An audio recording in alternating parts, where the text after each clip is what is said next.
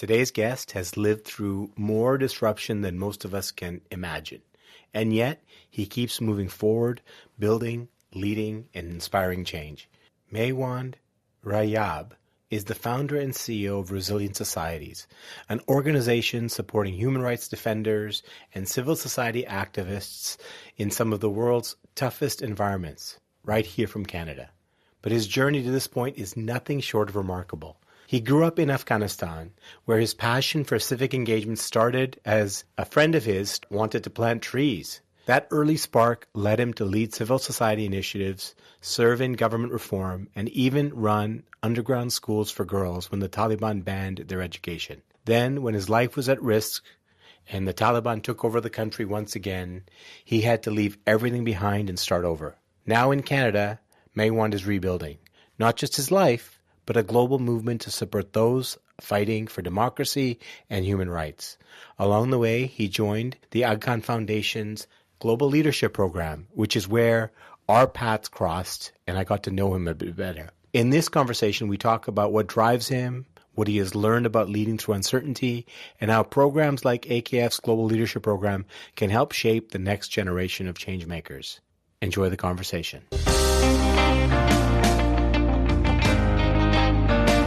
Welcome to the Navigating Disruption podcast. I'm Shakeel Barmal, your host. As the founder of Ocean Blue Strategic, an executive coach at the Ivy Academy, and a partner with the Summit Group, I spend my days exploring the intricacies of leadership, customer relationships, and strategic thinking. Here, we connect with fascinating individuals from various walks of life to discover how we can make a more significant impact in these complex times as leaders, colleagues, and sales professionals, and more importantly, how we can grow as human beings.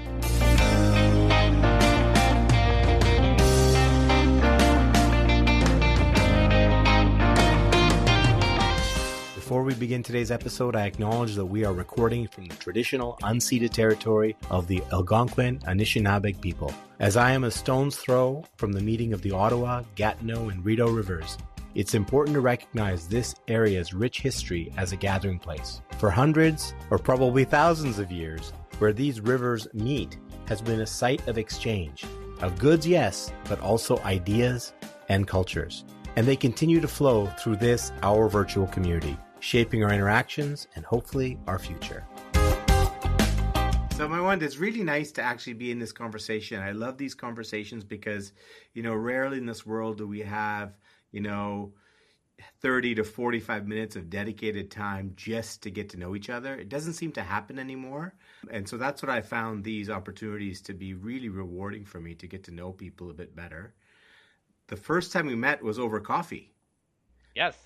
Yeah. You remember that. Shortly after you kind of settled into Canada, settled maybe a strong word, but you moved to Canada and we got to know each other. You shared with me some of your aspirations, asked me for advice. I don't know if I had any advice that actually prepared me to see the kind of success you've had in a very short period of time with the things you've done.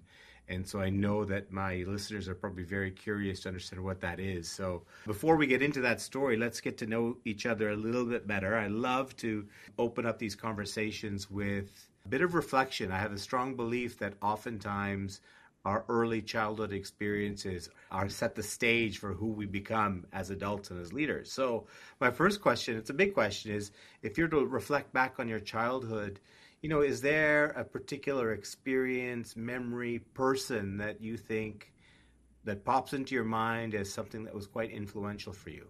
Sure. Thank you, Shakeel.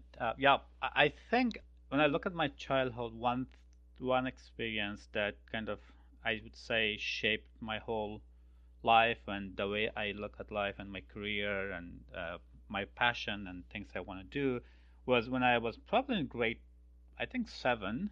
Mm-hmm. And in school, that I met a friend, a new student that had come from another school to our class, and he joined our class, and he was talking about that he's in touch with an organization in the UK at that age, and this was probably 1990s kind of grade 7. Grade 7.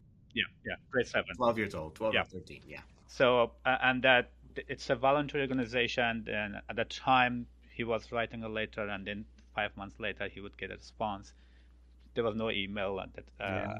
and Yeah. all of that. So, and that he wanted to do some voluntary work based on inspiration that he got from this UK based volunteer organization. Yeah. He wanted to do some volunteer work back in our neighborhood. Mm-hmm. Uh, and he asked me if I want to join him, and I said yes, love to do that. So we started with initially, I think, with tree planting. Getting trees from the municipality and planting it around the school area and other places Mm-hmm. voluntarily. And I think that when I look back at my life and sort of where the motivation and the passion for civic engagement and civil society comes, it was that moment or that time Mm. that I think instilled in me a sense of civic engagement and participation Amazing. and giving to the community. So Amazing. So and it was a peer. It wasn't an adult or a teacher or anybody. It was a peer, somebody your age that kind of gave you that initial idea to give back to the world, to engage in civil society. Amazing.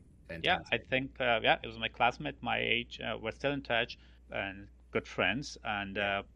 I don't think I would have been the person I am or have done the kind of work I've done if I had not that discussions and friendship and Yeah. working together at that time Yeah. with him. So Amazing. So let's give some context to this. You grew up in Kabul, Afghanistan, I grew up in Mazar-e Sharif in northern Afghanistan, in but northern then Afghanistan. yeah, but moved to Kabul later on. Oh, okay. Okay. But all my high school, university was in Mazar-e Sharif in the north.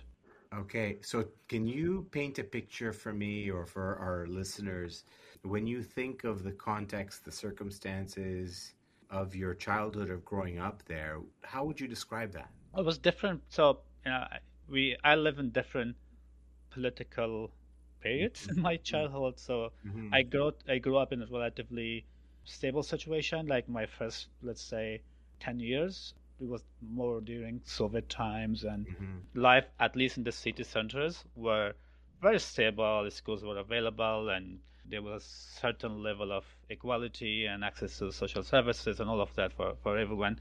And then with the collapse of the Soviet supported regime in Afghanistan, and then the Mujahideen at the time came Mm-hmm. to power, and civil war started. And again, then things got really, really bad. I remember moving from one place of the city to the other place just to be safe from air bombardments that were taking place in our Mm-hmm. city.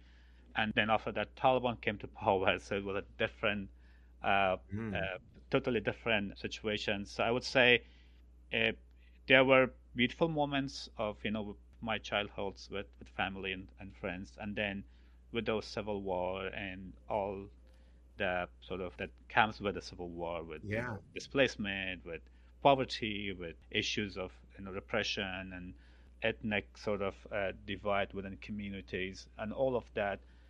Then I think would say that after probably grade 5 and 6, then life became much more difficult, Yeah. and it was a war-torn Yeah. country with Yeah. so many divides and tensions in it as well. When you think back and reflect on it, does it feel like it was an overnight change, a sudden change, or did you see it start to happen and then get worse and worse? It definitely was not an overnight change. Yeah. It's been a process where tensions are out there, the political and dynamics play, but the challenge always is that until the big final change, for lack of a better word, happens, uh, when everything's kind of turns upside down, as human beings, we don't think that's going to happen. We kind of Hmm. think as things happen gradually, we feel that you know, it's not going to get worse. It's going to get better. And it's going to get better, and we become kind of not caring too enough about it and Hmm. taking action because we think this is the worst and things can get better, that life is normal, and we tend to take things for granted Hmm. despite seeing that it's things are moving underneath. Yeah, so I would say the changes back then, all the changes in fact in Afghanistan, none has happened overnight, Mm-hmm. but people were not prepared for the sudden shock, like Mm-hmm. the climax, the big change that would Mm-hmm. overthrow everything. Yeah, so I'm putting pieces together now. You're experiencing this as a young person. You then, a couple of years later, this friend inspires you, and you essentially have now made your career all about strengthening civil society. So I'm going to ask you a big question now. When you think about your kind of role or purpose on this earth, how do you think of that? How do you describe it? That's a hard question. When I look at my purpose in life and the role that I would like to play in the world, you know, I grew up kind of very early age with civic engagement and trying to contribute to the society and Mhm, engage people, communities in the decisions that affects mhm, their lives. That's kind of been from very young, early age. That's been my main focus, and since then, that's what I've been doing in different shape and forms. But that has been the essence of uh, what I've been focusing on. So when I look at the future and my role and the legacy, for me, if I can play a role, mhm, and I hope to play a role in making sure that the people, the citizens, irrespective of the country that they live, have the agency mhm, and the power mhm, and information to make informed choices mhm, about their life and the rules and governance of mhm, that sort of that govern their mhm, lives mhm, in a meaningful way without fear of repression and without fear of being oppressed and killed or expelled from the country. right. Without those fears, if they can express their views and influence decisions in Yeah. a systematic manner, I think that's I will sleep well and be Mhm. pleased with my contribution. Interesting. So, look, this is my interpretation, and it'll be very simplistic interpretation. Is it sounds to me that you really believe in a bottom up, proactive, and the word resilient will come up later, but a bottom up, proactive, resilient approach to living on this earth for all people, regardless of the regime, regardless of whether you have an authoritarian, a benevolent dictator, or maybe even a positive environment, regardless of those circumstances, still finding a way for a regular person to feel hope, courage, the ability to communicate, the ability to express themselves. That sounds like what you're talking about. Is that right?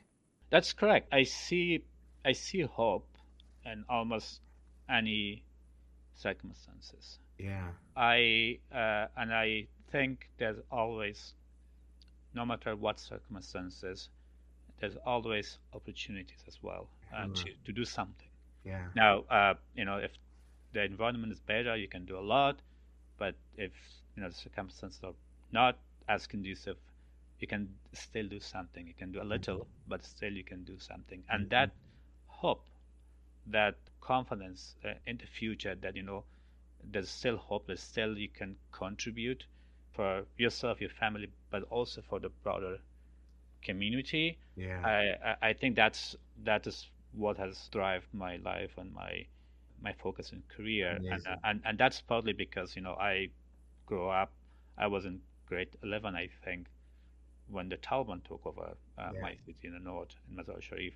As many other people, I could have left the country and go abroad, Hmm. but I decided to stay. Started a youth group, did work, Hmm. in addition to, well, the school was off and there was fighting and all of that. So most of my time in those years were spent on bringing young people together, trying to find ways to contribute and give hope, Hmm. despite the very difficult circumstances Hmm. that we were living at the time. So yeah, and I believe in, yeah, still now.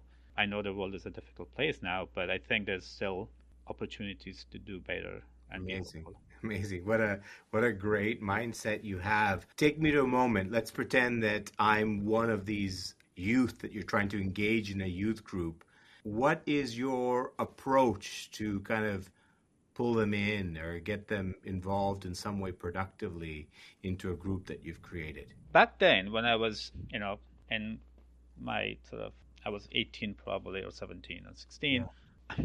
I think that at the time that since I was engaged with much smaller scale young people and probably people that I knew, friends, classmates, people from the neighborhood. It was more about, leveraging our existing relationships, friendship, Mm, to engage people in community activities. mm-hmm, And then the circles started growing up. But mm, later on, probably when we started sort of doing more organized work, I think the one thing that we tried to focus on was this being idea of being connected mm, and a sense of belonging, mm, connection, and meaningfulness. mm. I think we would at that time we're probably not using these terms. I probably didn't know what these terms Yeah, and yeah. concept meant. But what I was actually doing now that I reflect back, what we were actually doing was really trying to provide people, young people, with this idea that they belong to something bigger than themselves or their own personal interests. Amazing. And I think that drive our work and my personal work then, and I think even now when I look at things that I do, I think for me creating a sense of community Mm-hmm, that care about certain mm-hmm, cause is really mm-hmm. really critical.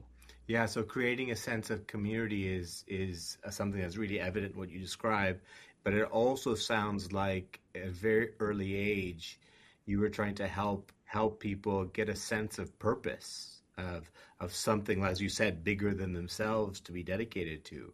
What a gift! What a gift you were giving these people, and I'm sure it's had such a ripple effect for them and their communities and the people they live with.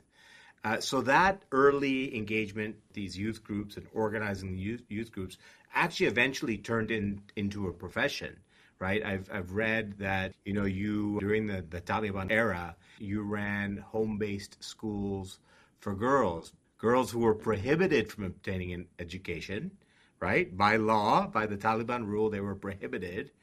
But you decided to run a home-based school for girls.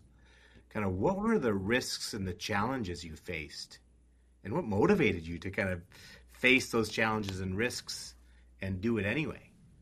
Yeah, so yeah, unfortunately that history is being repeated now, and Yeah. Taliban is back in power, and again they've prohibited girls from going to school.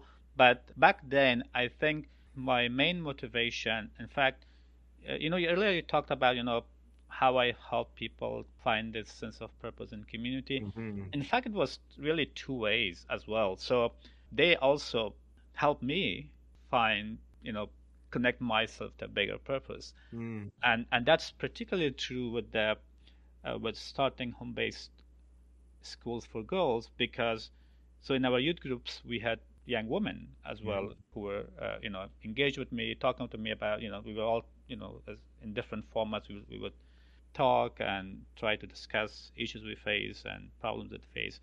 And then they told me that, what, we should, because our initial work was more focused on environment and community, cleaning the streets, sanitation, those kind of works.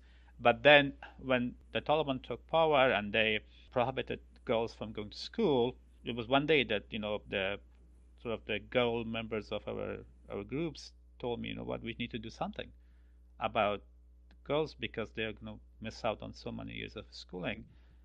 And that idea that was first came in one of our very friendly conversation that triggered all of us to start these home-based schools. I started the first one in my house, so it was home-based. So we would Mm-hmm. start a class in our houses without letting any people know, and there will be either somebody from the family or a volunteer from another family would come and for free teach young girls school curriculum. And then there were the street people from the neighborhood would come to this house and for Mm. couple of hours or more, of classes, and it became a bigger network. So it started very small in a few houses in our neighborhood, and then later on, we talked to more people, and it expanded throughout the city. But also other people, independent of our work, started doing the same. So back then, home-based classes were really became quite a common thing Mm-hmm. because it started probably with us or maybe other organizations that we didn't know, but and then it particularly in my city became so common, and later on UNICEF, the UN Children's Fund, you know, got aware of our work. They came and gave us, free notebooks and pens and stationeries for students, Amazing. all those things. So it kind of got also recognitions. In terms of risk, I think the risk, we were very young, so we're not very risk averse. Our risk tolerance were Yeah. quite Yeah. quite high, and we didn't have an option. Like the options were either take some risk or let these young girls, lose years of education. Right. So I mean, now that I look back at those and think about those days, from my risk matrices that now we use, I think what motivated and what helped us manage the risks or become risk tolerant for that matter was that the benefits outweighed Yeah. kind of the risk. Yeah, amazing. Well, I'm just thinking at that age, you said you used the words there. There really wasn't an option. It was either, we basically let these girls like suffer without an education and you were imagining what would their future be like, or you do something. And I just think about that. You say you weren't risk averse, but that takes a great deal of courage because you essentially were running a clandestine operation that's worthy of a spy movie that we watch on Netflix, but you were living and breathing that world secretly, creating pathways for these young girls to come to various homes, secretly creating ways for teachers to kind of play this role, all very secretively. Like it does feel a little bit like a spy movie. How did you do this without getting detected? Yeah, I know you say that you were young, so you weren't risk averse, but there's got to have been a little bit of fear, if not amongst you, but some of the people that you were getting involved. What was it that you think kept you and the people that supported you going?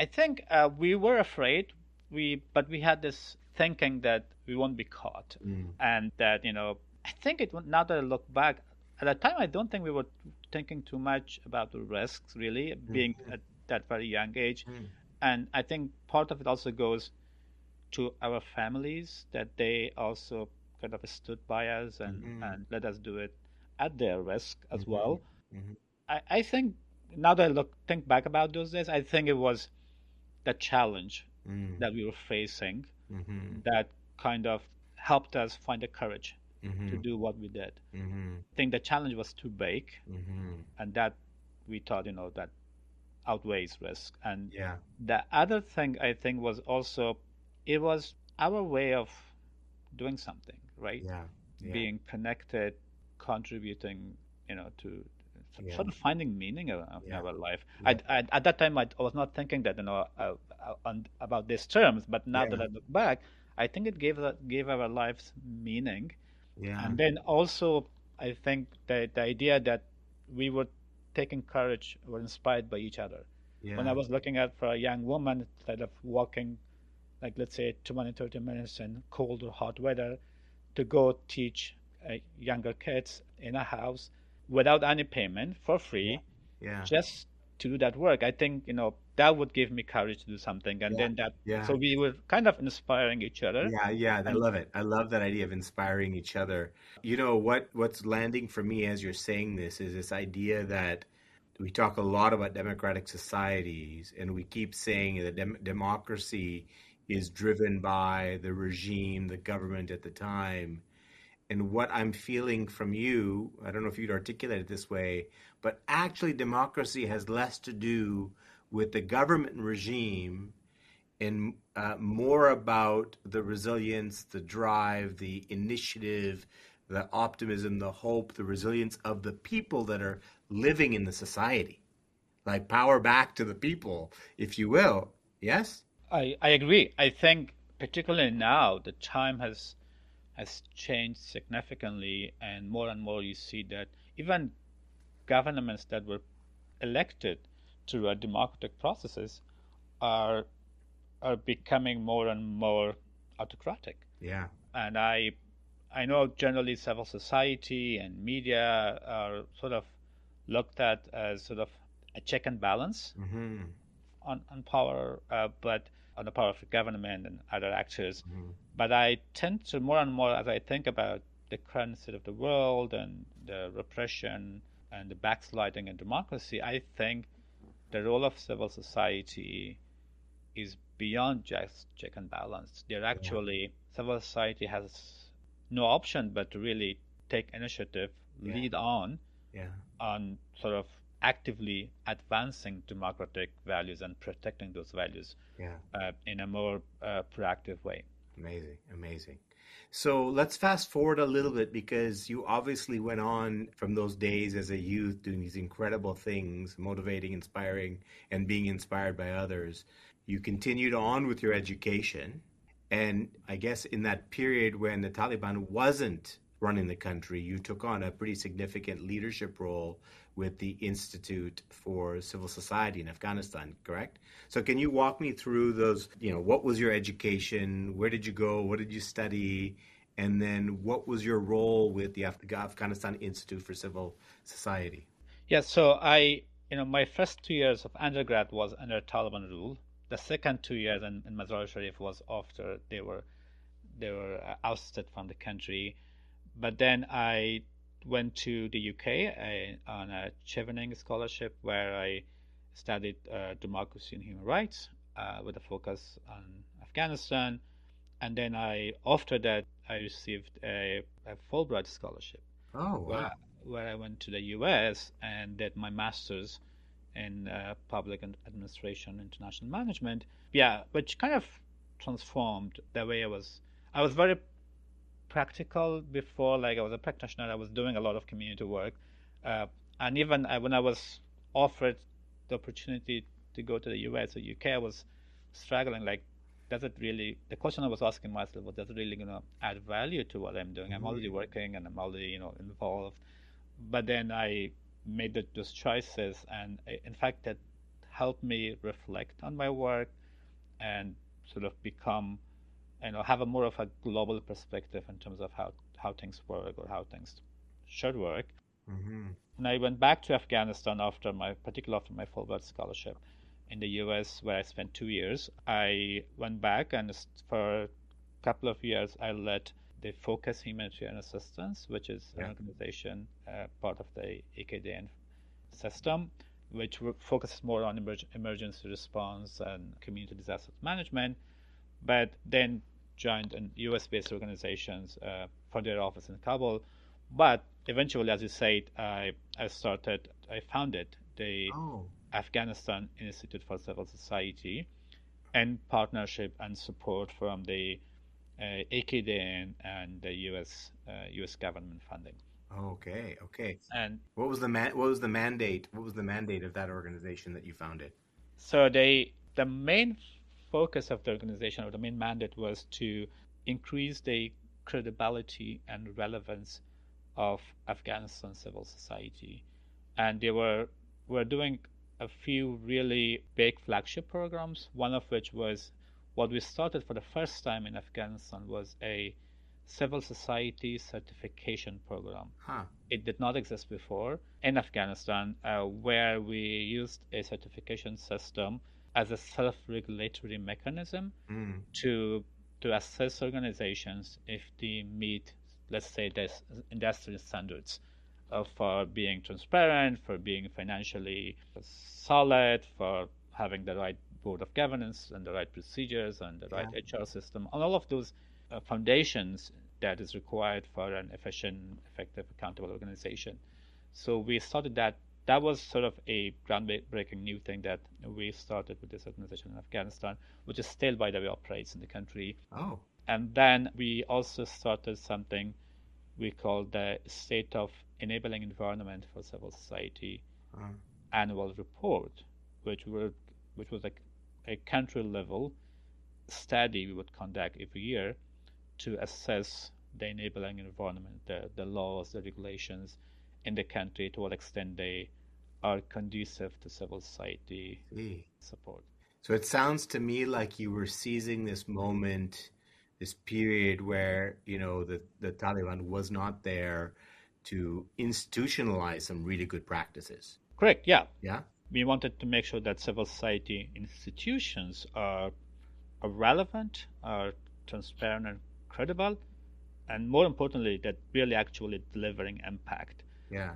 And through this certification program, our capacity building programs, our advocacy, we were engaged in very high level, impactful advocacy at the country level in Hmm. Afghanistan with the government, making sure that laws and regulation and policies are supportive for civil society work, Mm. but also in globally, like we were involved at advocacy program at the UN and DC and in other countries globally to ensure that, globally the civil society space is getting better as well. Yeah. It strikes me, Maiwand, that you must write really good emails. And this is why I say this.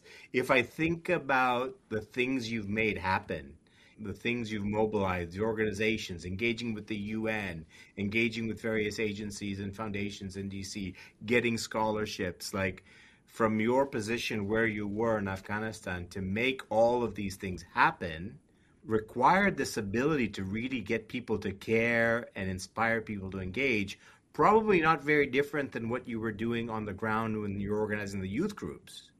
But doing it on this global scale is very different. What's your reaction to that? I think being genuine and authentic in Yeah, your communication and in the messages and the way you advocate for certain causes yeah. or whatever it is. I think what has helped me throughout my career is, believing in what I'm doing, Mm, and then it kind of manifests itself mm-hmm. in your emails, in your communications, in your policy advocacy work, whatever you do. I think when you genuinely believe in what you're doing and you're authentic about your sort of positions and what you're Mm-hmm. looking at, and then also the ability to not give up. I think in, Yes. in the space that I have worked throughout my career, there's so many reasons Mm-hmm. that you must give up, Mm-hmm. and having that perseverance, that what the space that we work in and the challenges that we try to address, this requires enormous Yeah. patience Yeah. and perseverance Yeah. and resilience, as you Yeah. say, and to not feel that that you have to stop. Yeah. And I want to confess, and there have been so many times in life that I was on the verge of giving up, Mm. but then at the last minute moment something has come up that has given me the energy to continue. Amazing. So it's Amazing. I think those are the things that I would say has guided my career so far. Yeah. So I love that because you're being very human. You're not saying, "Hey, look, I'm a superhero. I'm just like everybody else. There are times I want to give up, but something else rises up with me or I'm inspired by something I see, like you said, a teacher walking in the heat to get to volunteer, something comes in your path. I would say that you also have to be ready to receive those signals and messages. So it's deep in your coding. And even when you feel like giving up, something in your body knows it's not right, and it's looking for the signal to say, "Come on, keep going, keep going." So that's quite a gift that you've received in your wiring to be that way. I'm going to change the topic a little bit because you were making an impact in Afghanistan, setting up these institutions. And of course, we all know what happened in the last few years in Afghanistan. The Taliban came back into rule. And that was the point at which you made a transition to come to Canada. Can you tell us a little bit about the circumstances? I mean, I don't want to have you share things that were too personally difficult, but whatever you feel comfortable sharing, what were the circumstances that led you to move to Canada? Yeah, so in fact, I things started to really get bad in Afghanistan in 2019, 2020, Mm-hmm. and then 2021, which the country collapsed. I left Kabul around 3 months or 2 months before the collapse of the I see. Kabul and the country, because there were a, assassination campaign that the Taliban had started against civil society leaders, media personalities, and some government officials as well. And I lost a few friends, Oh my. particularly from civil society, also some friends in the government, and there were some other threats as well, imminent threats. So even I had to, like, in the mornings, each morning I had to take a different route to go Mm-hmm. to work, because Mm-hmm. I would never know that there's there's going to be an attack in one of the routes that I would take to work. So it had become really difficult. Mm-hmm. And then I was advised to leave the country just for a bit, a month or less. So I left Afghanistan to Turkey just a couple of months before the fall. My family, though, they took the last commercial flight out of Afghanistan on Wow. Friday, I think the August 13, I believe, and then the country fall to the Taliban Wow. on the 15th. So yeah, it was a tough moment that we were able to move to Turkey, and we spent close to 1 year in Turkey, Okay. and then the Turkish government decided to not extend our permits to stay there.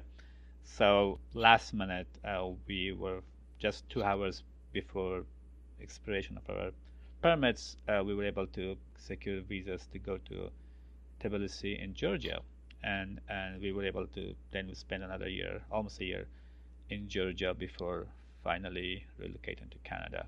So it Okay. was a quite a precarious 2 years Yes. of you know not knowing what's going to happen Yeah. to you tomorrow, on top of the trauma of losing a country and Mm-hmm. and being forced to leave. So, but again, when I look at me and my family's 2 years of traveling in different countries and different airports, when I look at that, and then when I look at what happened to the country, I think that the challenges me and my family face really pales Oh in my goodness. comparison in comparison today Yeah. to what happened to the country and Yeah, no, of immediately course. And of course, thoughts go out to all those that suffered, those that lost their lives.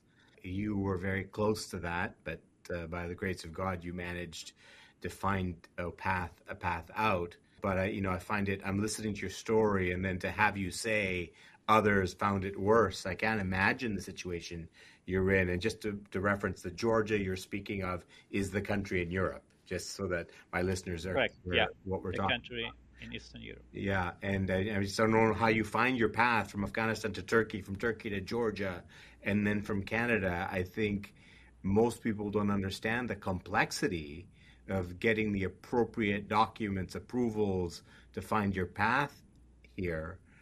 So you arrived in Canada, and I mean, here's what blows my mind. You arrive in Canada, and it doesn't take you very long to set your sights and ambitions on your path of building up civil society and building up democratic tendencies, feelings amongst people at the grassroots level. So, if you could tell me those early days, this is when we had coffee, I think, around this time where you had a vision, an idea. What was your original vision and idea? And tell me how it's manifested now. Yeah, sure. So in fact, the idea of creating resilient society was first came into my mind when I was in Georgia, and I happened to connect with Georgian civil society activists, but also with exiled communities of activists from Iran, from Central Asian countries, and I realized that the challenges that I go through is unfortunately becoming a common issue that people from other countries, activists, human rights defenders, journalists, independent journalists, they're they are going through some similar situations, and I realized we need to take action, Mm. and that's where the initial idea of resilience, creating resilient societies as a new platform for supporting civic space, Mm. and activists and journalists and human rights defenders sort of was born. Mm. And then even before coming to Canada, I spent time researching as to what's possible in the country.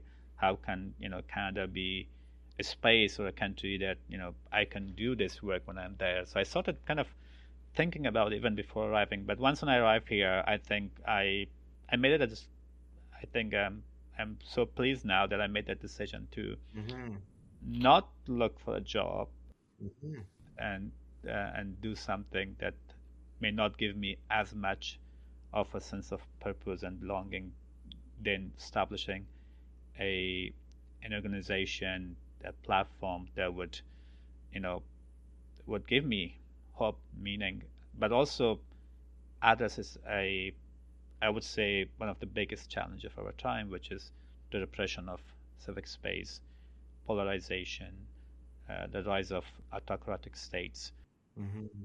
democratic backsliding. These are the issues that are so critical in our time. And then I felt that based on my thinking and reflections, that the response to these challenges have missed a big opportunity to invest and leverage the Mm-hmm. power of activists, HRDs, Mm-hmm. and journalists in the front lines, Mm. both in exile but also within closing spaces. So that's how it happened. That's Yeah. where the idea came. And then we talked about it, and I reached out. When I came here, I reached out to so many Canadians and other people to seek their counsel and advice and to create something that is Canadian but yet very global, Yeah. sort of grounded in Canadian values of democracy, human rights, and pluralism and diversity, but with a global mandate. Yeah. That's how it started, and the rest, it has been a very very challenging and difficult, but yet fulfilling journey Yeah. since then. Well, just to let's put some timestamps on this. Do you remember around the time that we had coffee what that was? It was what, 2022? Early 2023, I believe. Okay. It was 2023. You did not have an organization established at that time. You had an idea. You were looking for contacts, connections, people that might help you, and I was probably one of many people you were meeting with. And from each conversation, you took ideas and contacts and made further connections and conversations. I know I introduced you to a couple of people. So that was beginning of 2023. When did you actually first establish the organization? So the actual registration, which to me is not really the main point. Yeah. It's more of a transaction. You go and register. The actual registration took place in January 2024. Okay. But however, the formal launch of the Resilient Societies happened in the later part of 2023, like the same year that we talked. Okay. We were able to formally launch it in Ottawa with support from Corporation Canada, which I was very privileged to meet Kate Higgins, the CEO of Corporation Canada, and we had a 5 minute conversation, and she said and asked her if she could incubate my idea and help me create this organization, and it didn't take her, I would say, more than five Wow. minutes to say yes. Wow. And I think her support and guidance and counsel and her organization's support to helping us establish it was critical. Yeah. And then I was also very very fortunate and privileged to receive support and guidance and from so many people in the Canadian and particularly Ottawa space who believed in the cause and in the Mhm. idea and the promise of resilient societies and were generous with their time and ideas. Yeah, so we were launched formally in 2023, and we are Amazing. still a very small organization Of and a course. lot of time a one person show, Yeah. but I think we have created a community that believe in our cause and also have confidence in what we can offer. Yeah, clearly, clearly. I mean, I followed a little bit on LinkedIn. I've seen you've done events, you've engaged academics, technicians, professionals, all with the same idea, and they all want the same purpose. I mean, essentially, what you're doing in Canada with these other people that believe these things as you do, engaging government leaders, engaging, in some cases, diplomats, engaging other Canadians, you are doing the same things you were doing back in the day when you were organizing youth groups and home-based schools. And I just think of this seed that was planted by this young person that was trying to plant trees in Afghanistan. It's quite an incredible, incredible story, but one that actually doesn't get enough attention because, yes, I think you're remarkable and what you've done is remarkable, but you're also very humble and you speak with this idea that I'm just one of many, many millions of people all over the world that have the same desire, inclination, and are doing amazing things everywhere. I certainly know that to be true. Which brings me to kind of a bit of a closing conversation I wanted to have with you because I was working with the Aga Khan Foundation to develop design a leadership program specifically designed for Canadians, people in Canada that actually had a very strong belief that we had to play a bigger role as individuals in our organizations to elevate society all over the world, to elevate the way we think about global citizenship and leadership in a very, very disrupted space in the world. Obviously, all the things that you know of that are true. And so AKF was working on this, created this program. I was blessed enough to get to play a role in designing and facilitating the program. And then when I showed up and I saw the first list of participants, I was thrilled to see your name on the list. So in this program, we had, corporate leaders, government participants, we had nonprofit leaders from all sectors, Canadians from other parts of the world, as well as those that grew up in Canada, and you. So now you're in this group of Canadians that feels this way about making a difference in the world. Can you just tell us a little bit about that experience of being in this group with the AKF Global Leadership Program? It was definitely, I would say, a bit of a defining moment in some ways for me because it was my first year in the country.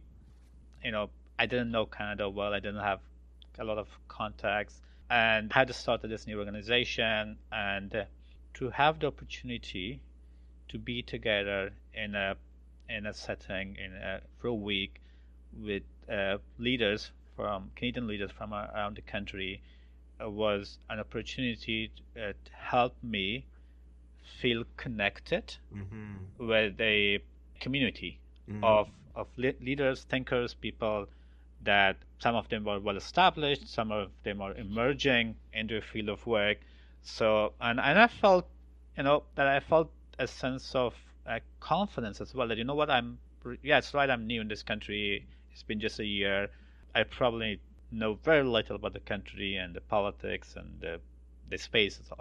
But then to be in the same room with this very great community of leaders from all over the country, and I didn't feel that I'm different. I come with this limited experience, being not new in the country. I felt that I'm part of the group. I can contribute to the conversation. The fact that yourself as the facilitators and also the other organizers and all the participants created a space that I felt, that I've been in the country for quite some time and I can confidently share my opinions, views, without feeling that I may not have the authority to speak on certain matters because I've not been in the country and know really very little about it. I think that's kind of the feeling I had initially about sort of my initial thought about being part of this particular community.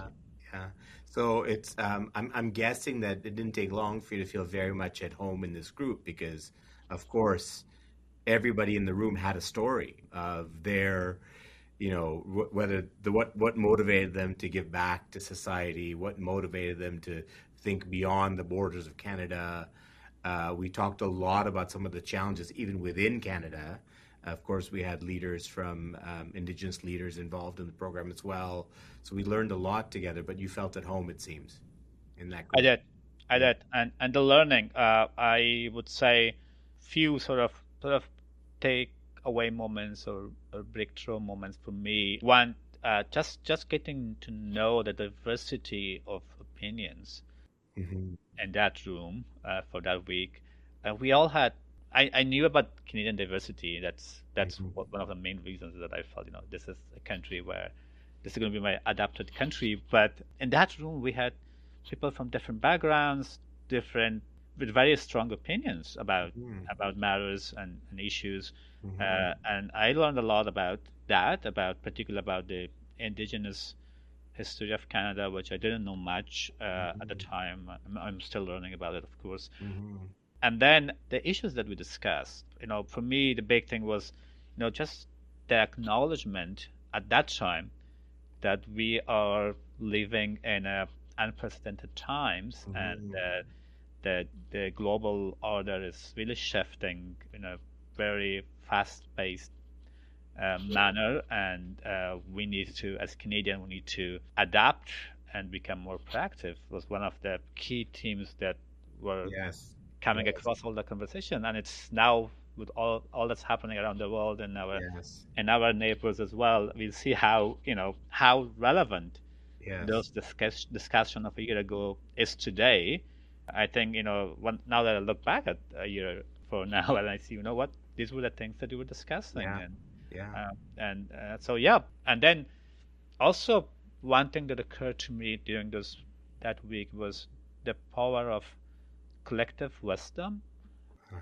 I know you were there as the resource person helping us through things, and probably had a lot of experience on sharing your perspectives and all of that. But then there was a lot of wisdom was also coming from the conversation, Yeah. that all the group, we were discussing matters and we're disagreeing, and then sharing opinions, and then reaching that acknowledgement. For me was to see that as a group, as a collective, we are very, very powerful, and can come up with sort of ideas that individually we could have not Yeah. Yeah. reached. I mean, to me, that's the premise of the program, right? This idea that we're living in a difficult time, but this is a time when people with perspective that may not feel they have power, but have wisdom and experience and desire for a better world, what happens if you bring them together? And I take my role as a facilitator very seriously, is that my job is to unlock the wisdom in the room Right. and direct that wisdom towards an understanding or an inspiration or various actions that people can get involved with to actually change the course of the world. Because essentially the course of the world, other than the forces not in our control right now in the short term, climate change being an example, it's the people in the room that actually will drive change going forward. And you are a living example of that. There are many others in the program. The program itself is going to be launching a second cohort, and we will be looking for kind of the next group of people to come through this program. What would be a message you would share to people that might be considering whether they participate in this program or not? Uh, well, first thing I would say, please do Yeah. participate. Uh, I learned a lot, connected with great people, and it helped me shape sort of my perspective and thinking about the global environment that we live in, and also how Canada and Hmm. Canadians can respond to it. Hmm. So it is just a great opportunity that people who are interested in global engagement and global affairs, global leadership, should not miss. Uh, but and I also want to share a couple of Hmm. advice on how to get the most out of it. Yeah. One is really to be clear and specific as much as you can about your expectations. Mm. I think that where you're in your career, what do you want to get out of this 5 days of workshopping? So having that clarity and then communicating that with the program organizers is definitely going to help you a lot so that you know what you're looking for, and then the program is also going to be, to the extent possible, responsive to your needs. Mm-hmm. And second, also to, in addition to having clarity, you also need to have realistic expectation in terms of Mm-hmm. what is it that you can get out of it, and what is it that you can't Mm-hmm. get out of a 5-day workshop. And then to also invest in learning and creating relationships Mm-hmm. with the other fellow participants. To me, Mm-hmm. I think that was one of the biggest part of the whole week was, and before and after, we are still talking to each other, and we still have workshops, and we still have our communities, to really have that spend a lot of time on building that relationships, and then maintaining that relationships after the program. I think that's and you don't have to become friend and know everyone in the program. It's going to be a Yeah. group of 20 or 30 people. But Yeah. if you can be sort of very proactive in who you want to connect with, and if you can create meaningful relationship with 3 to 5 people, I think that's a success, and you can still maintain that. I think those are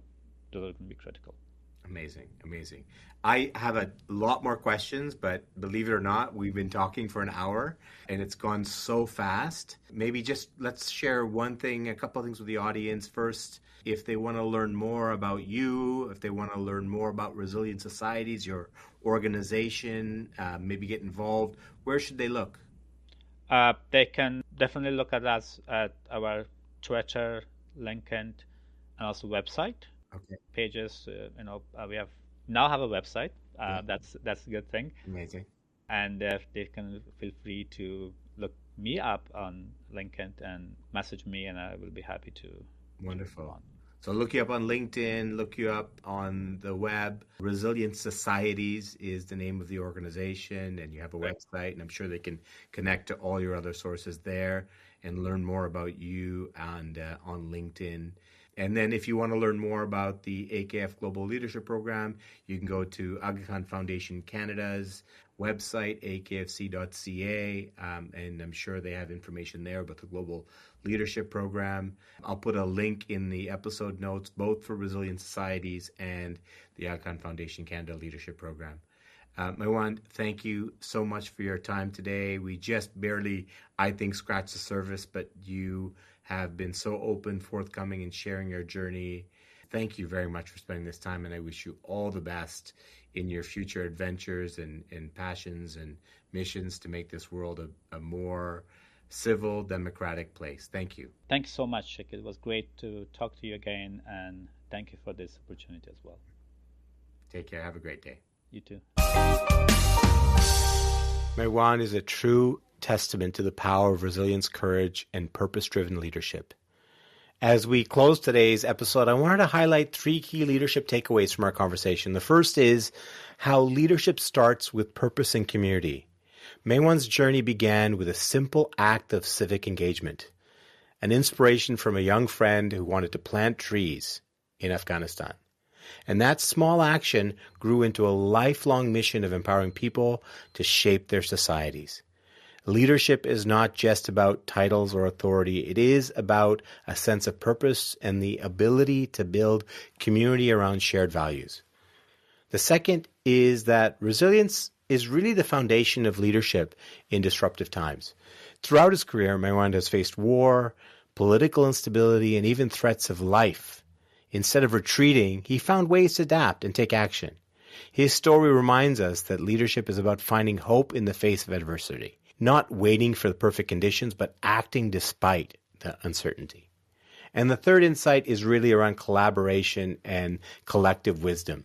One of Maiwand's biggest takeaways from the AKF Global Leadership Program was the power of collective wisdom, the idea that the most impactful solutions come from bringing diverse perspectives together. Whether working with grassroots activists, global organizations, or new Canadian leaders, Maiwand's emphasis is on the importance of dialogue, learning from each other, and building strong networks to create change. His journey is a powerful reminder that leadership is not about waiting for the right circumstances. It's about creating them. If you want to learn more about Resilient Societies, his organization, you can find them online, and I will post a link in the episode notes. Also, if you want to learn more about the Aga Khan Foundation Global Leadership Program, you can also look that up on akfc.ca. I'll also drop a link in the show notes. Thank you so much for listening to this episode. Until next time, stay curious, stay resilient, and keep leading through disruption. Have a great day. Thank you for listening. Whether you're a regular listener or joining us for the first time, I want you to know how much I value your support. Your engagement with our content is what keeps us going. If you enjoyed what you heard today, please take a moment to rate, review, and share the episode. It truly helps us reach more listeners like you. To learn more about my work, you can connect with me on LinkedIn. Visit oceanbluestrategic.com, summitvalue.com, or the coaching page at the Ivy Academy. Thanks to Lindsay Curtis, who helps me edit and produce this podcast, and an exceptional thanks to my favorite indie band, Late Night Conversations, for providing me the music for this podcast. Discover more about them on Instagram at LNC Connected and enjoy more of their music as we close out today's episode. Well, I can't flow like this no more. No, I can't make it. Far behind my eyes. Mediation, suffocation, it'll break me. Information in the skies. But when your eyes finally found mine, you were there, but I'm defined by the chaos in my mind. I believe what I perceive is a weave tearing at the seams, and I wonder what's behind. And my ears are bleeding, and the reasonings and the logic of the season, taking the pleasing from my soul and leaving me to die. And I feel the lacing, LNC like racing on stationary animation, taking me from the purpose of my life.